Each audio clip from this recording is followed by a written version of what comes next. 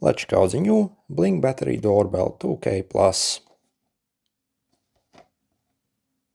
So in this video, I'll show you everything you need to know about this new doorbell, also how to properly set up all the features of it, and essentially everything you need to know about it.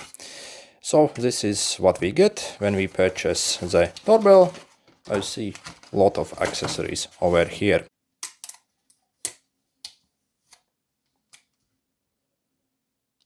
When it comes to design and build quality, as you see, this looks absolutely superb. You have the camera.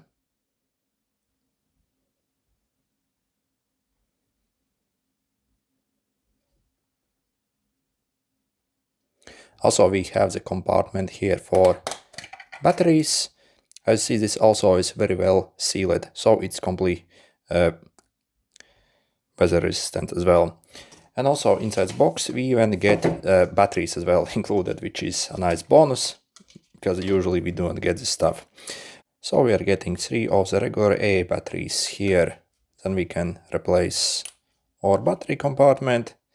And we also get this mounting plate. So we simply attach this to a wall. As you have 3 holes here. Also you get this guide that you can use to basically attach to your wall.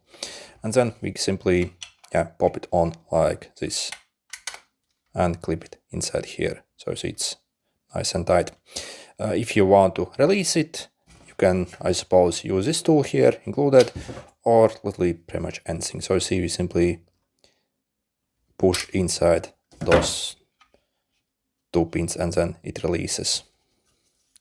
But yeah, when it comes to build quality, this looks actually very well finished indeed. Also, we're getting a quick manual here and all the screws needed to attach your mounting plate. And to be able to use this doorbell, you actually have to also have a sync model. So basically, as you see, this over here is a bare unit of this doorbell. They also sell this in a kit, including this one. Basically, if you need to purchase this plus this one, in a kit, this costs maybe extra 10 euros or $10. But also you can use it with the Blink Sync module too. This one costs, I think, around $45 to $50, so quite expensive. But again, so you either need any of these. It works with both. So what is the difference between these? Basically, the only difference is you can essentially plug in flash drive in this and then record all the footage offline. On this one we can't do that. So you see, we can't actually insert like micro SD here or any flash drive, and the only real way how to use it with this one is if you essentially pay a subscription fee. So I think that's the biggest difference. With this one you kind of do need a subscription, basically, so it's a paid service. But with this one, you do not need a subscription, so it's kind of one-time payment. In my opinion, around $50 or 50 euros for such a small thing is an absolute ripoff. But let's be real, it's still better than obviously paying every month a subscription fee. And for example, if you compare the Blink doorbell versus the newest Ring doorbell, then again, this, in my opinion, is actually much better product, since again, we can get such module for it and we can actually record offline. For example, with a Ring, again, you do have to pay that monthly fee every month. So there's no such solution for the Ring doorbell. So I think this is probably the biggest advantage of the Blink over the Ring. And to set it up, you have to download the Blink Home Monitor app. So it's available on iPhones and also Android phones. So let's open up this app here. And again, make sure you have batteries inserted, and you see it kind of also blinks red here. Then you either sign in or you can also create account here. Once you sign in, simply press this button here. And we first need to pair our sync module, so for the camera. So let's click over here. And then we need to capture the QR code. As you see on the device, you have the QR code, and also on this one. So you see on the back. So for example, let's use this one. I'm simply pointing my phone's camera at this QR code. And yep, let's create a new system here. Name it whatever you want to. And make sure on your device here, these lights are blinking like this. Click Discover Device. Yep. Yep, allow this finding. And then also we need to select Wi-Fi network that this camera can use. So we're going to tap here and enter the password of your Wi-Fi network. Okay, join. Also see it's updating and done. Okay, so you see we have this module now added. And now we need to add the doorbell. So again, click here and video doorbell. And as you see, you have the QR code here. Also inside the box, you have this QR code here as well if you need, but you can simply scan it here. So you see, point your camera at it. And we, again, have to choose a system so that we just created. So it asks to, insert the batteries. We already did that. So again, make sure the light is blinking red and click then discover. And finish the setup. Also, you can give it a name if you want. Also, you can add a chime to it as well if you want, or click cancel, I do not have one. Also, you see it gives you even free trial when you purchase it as well. And now if we press the doorbell, as you see, not only the doorbell rings, but also I have notification on my phone here. So if I open it up, as you see, you can see now the live view of who's, for example, at your door waiting. When it comes to delay, as you see, there's definitely a bit of delay. And also we can obviously talk with a person who's at your door by pressing this button here as well. Hey, what's up? So if I go a bit back here, this is what it sounds like. Yeah. Actually looks pretty cool indeed. But yeah, when it comes to delay, I see definitely there is delay, so you can't deny that. Also, the delay obviously will depend on how fast your Wi-Fi network is as well. So once you close it, again, the basically connection ends. But at any time, you can also go in the app here and click on the camera here and to load up the video. Let's see how fast. So see, maybe again like 2-second delay before the video gets loaded, and we can see, for example, who's at your door. And this is what the camera looks like when it's mounted near my door. When it comes to build quality and design, I see definitely looks very, very nice indeed. So let's press a button. I see it rings, and also I get a notification on my phone. So if I click here, I see opens the app and also starts loading the image.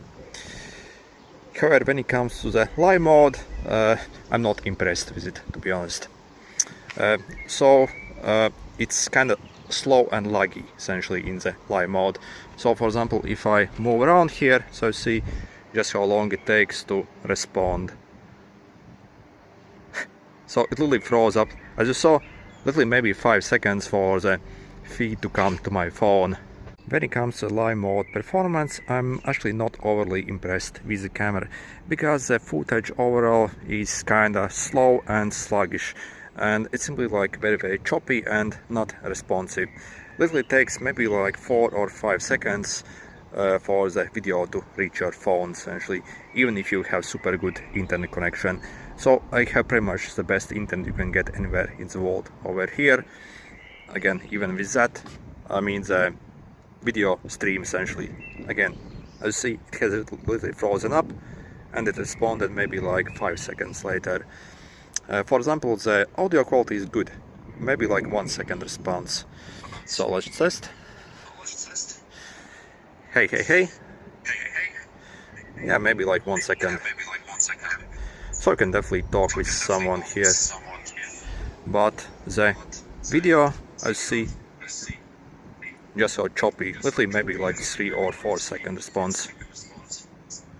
So yeah, I wish that was better. But yeah, overall this fairly poor live mode performance probably is due to the very aggressive power saving on this device. Since again, it runs literally from 3 AA batteries, which also are supposed to last at least for several months, essentially, or maybe almost like a year. So if you wanted to get like super good like streaming performance out of such unit that runs from batteries, I mean, it's almost like impossible to get it. So let's be real. so there has to be quite aggressive power saving for it to last actually like any considerable time. However, when it comes to video quality, not in the live mode, definitely it's much better than in the live mode. Essentially, when you simply transfer the videos and check them from the storage after that. But also one more thing I have noticed, for example, here I have like 30-second video. If we check the file size, it's only 9 megabytes. So it's absolutely crazy how like a half-minute video can only have 9 megabytes. So the bitrate definitely is like compressed down like absolutely crazy on the video. If you view it on the bigger screen, you can definitely see that the quality, probably if you are thinking it actually has got like extra good like quality. I mean, if you view it on a phone screen, it's good. So I see perfectly good. But if you view it obviously on a big screen, you will see it kind of falls apart. So due to the heavy compression. Video actually looks like from this camera.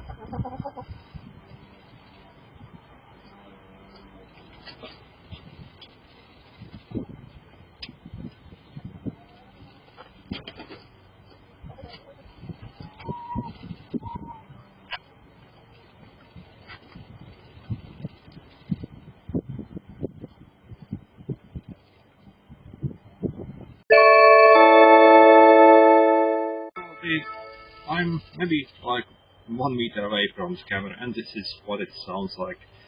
A quick brown fox jumped over the lazy dog while Peter was picking peppers in the backyard. Maybe like 2 meters away now. Are you still hearing me? So yeah, this is also what the audio quality is like from this. And overall, when it comes to video quality, if you just need a basic camera that can show you who's at your door and simply as a doorbell, then obviously it does the job. Also, I wish there was a way how to set a custom video duration, because this camera simply, when you press a button, it records the video for pretty much like random time up to 30 seconds. For example, if you check this video, so maybe like 24 seconds, this one only 4 seconds, this one 28 seconds, 30 seconds, 20 seconds, 22 seconds, so completely random. So yeah, in my opinion, this camera might need a bit more work and some more software updates, otherwise often it's a bit unreliable. Also, when sometimes I record a video, when I check the video, also I see that the audio slightly gets delayed from video, so also it has some random audio sync issues. So the live mode is kinda laggy. Again, the like video duration is kinda weird, so it's simply like randomly records for some time, so, and you can't set it. I'm not sure if it's simply like a bug or like a feature. So if that's a feature, that's not a very good feature, let's be real. And also again, the audio, I mean, there is a bit of audio sync issues, and also the microphone quality.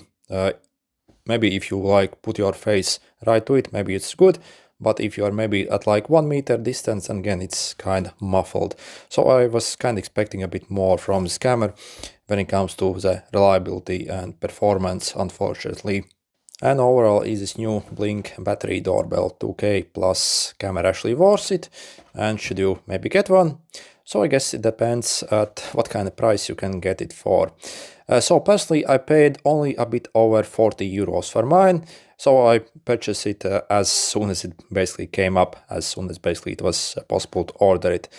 For this price, especially if they also maybe improved the live mode performance and also fixed the issue where the video simply like randomly stops for no reason. Again, even if you are in front doing something, it simply like stops recording, even if it doesn't reach the 30 seconds. Also, again, another feature that they definitely should add is, again, removing the stupid time limit. So really, if I have this camera, I really want to set my own custom timer.